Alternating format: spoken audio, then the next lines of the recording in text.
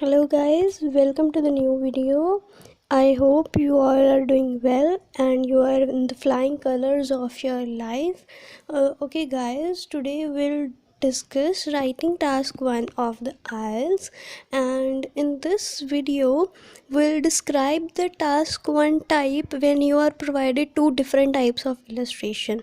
मतलब जब हमें कई बार एक ग्रुपिंग आ जाती है दो इलस्ट्रेशंस की, फॉर एग्जांपल एक लाइन चार्ट के साथ एक पाई चार्ट आ जाए, टेबल के साथ पाई चार्ट आ जाए, pie chart and bar chart and line chart. तो ऐसे जब हमें दो इलस्ट्रेशंस आ जाती हैं ना, तो उसमें एक एग्जामिनर का सिग्निफिकेंट पर्पस होता है, तभी वो हमें दो अलग अलग टाइप ऑफ इलस्ट्रेशंस देता है।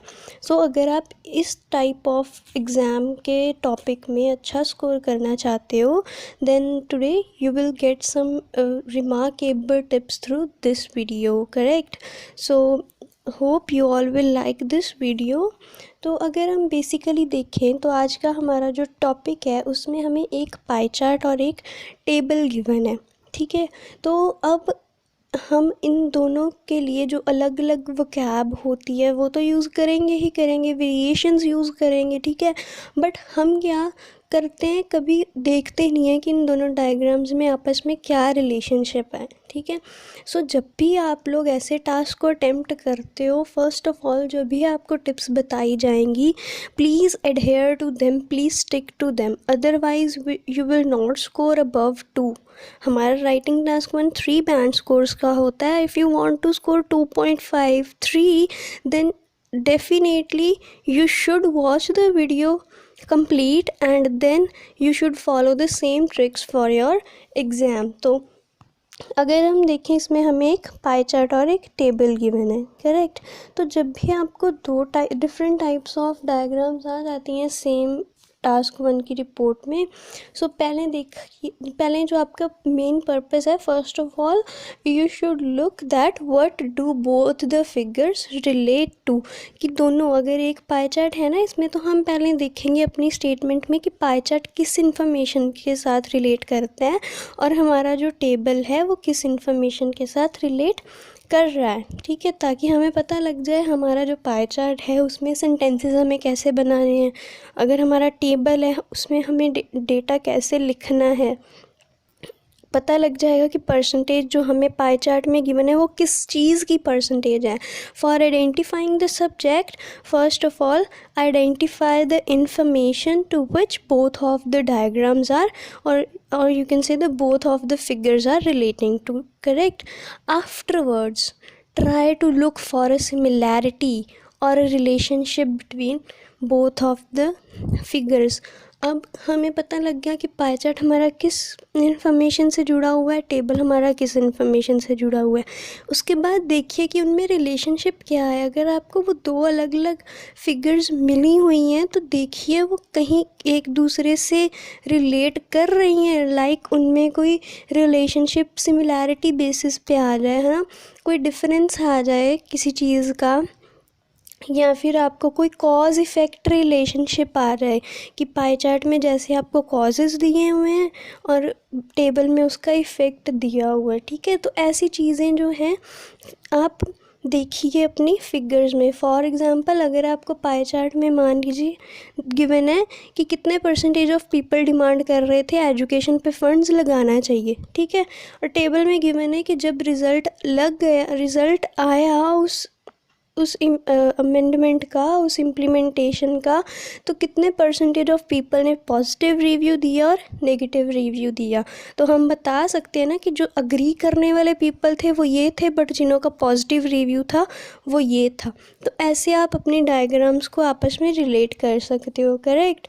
उसके बाद always try to mention sufficient data. कभी भी टास्क 1 में ये नहीं है कि सारा का सारा डेटा आपने लिखना ही लिखना है, नेवर।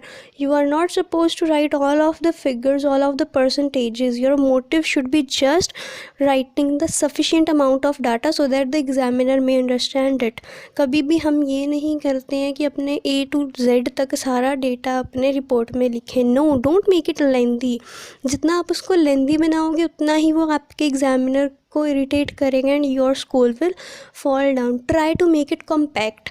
हमें डेटा ज़्यादा इसलिए ही दिया जाता है ताकि हम बता सकें, अपनी कैपेबिलिटी दिखा सकें उस डेटा को कॉम्पैक्टिवली स्टोर करने की एक रिपोर्ट में, ठीक है। इसीलिए बोला जाता है 150 वर्ड्स लिखें। बेसिकली आइल्स में वर्ड लिमिट नहीं होती, ठीक है।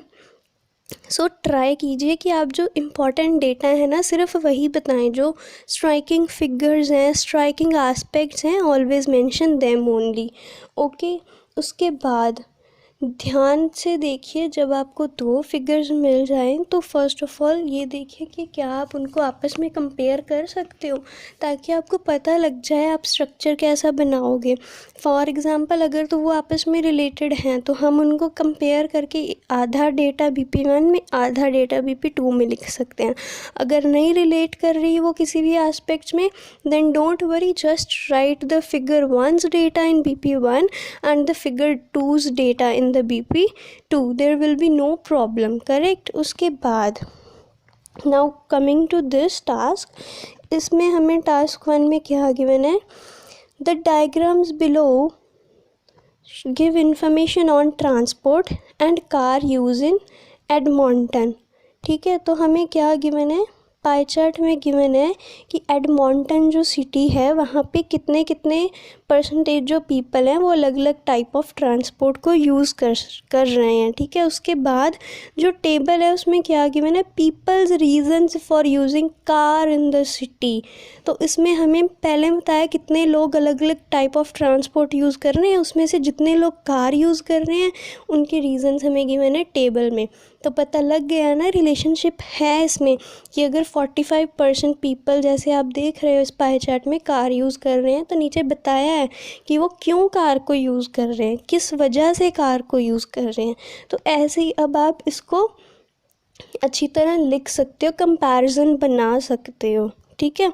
उसके बाद now coming to the model answer, first of all अगर हम इंट्रोडक्शन लिखें तो इंट्रोडक्शन में हम दोनों चार्ट्स के बारे में अलग अलग लिखेंगे, so that it clarifies our meaning to the examiner, to the checker, ताकि आपका जो मीनिंग है उस इंट्रोडक्शन का वो क्लियरली आपके एग्जामिनर को समझ आ जाए। इसलिए हम दोनों चार्ट्स को अलग अलग करके लिखेंगे, ये नहीं लिखेंगे द फिगर्स, ठीक है। पहले हम लिखेंगे टेबल, या फिर पहले पाई चार्ट लिख दो, या फिर बाद में टेबल लिख दो, it depends upon you. First of all introduction में देख सकते हैं आप लोग, the table shows the reason why people in Edmonton use their cars in the city, and the pie chart explains what type of transport people prefer to use most of the time. तो दोनों चीज़ों के बारे में अलग अलग लिखा है ना, कि जो टेबल है it is explaining the reasons, तो आप इसको और क्या लिख सकते हो, द फैक्टर्स ड्यू टू विच, ठीक है, या फिर the causes because of which. Because of की जगह पे आप ओइंग टू भी यूज़ कर सकते हो, ठीक है।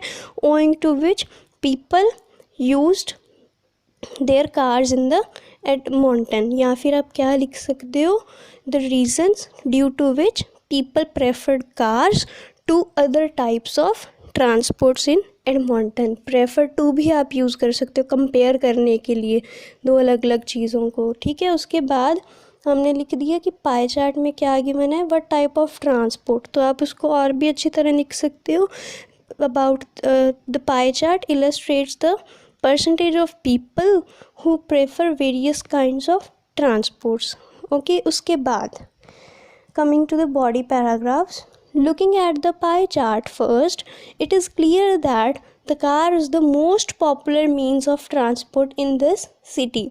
45% of the people say they prefer to commute by the car.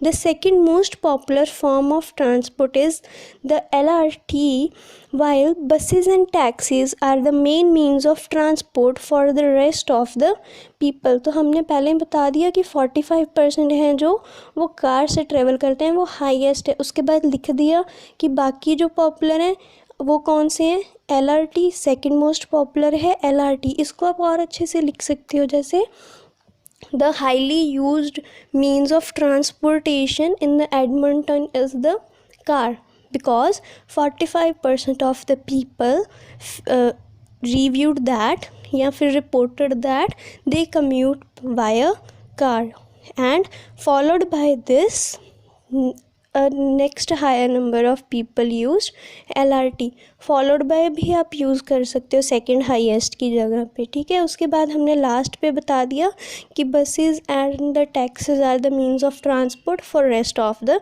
People. तो अगर आप परसेंटेज लिखना भी चाहते हो तो ब्रैकेट्स में आप लिख सकते हो, ठीक है, हर एक की परसेंटेज। उसके बाद the table gives more detailed information about why people use their cars.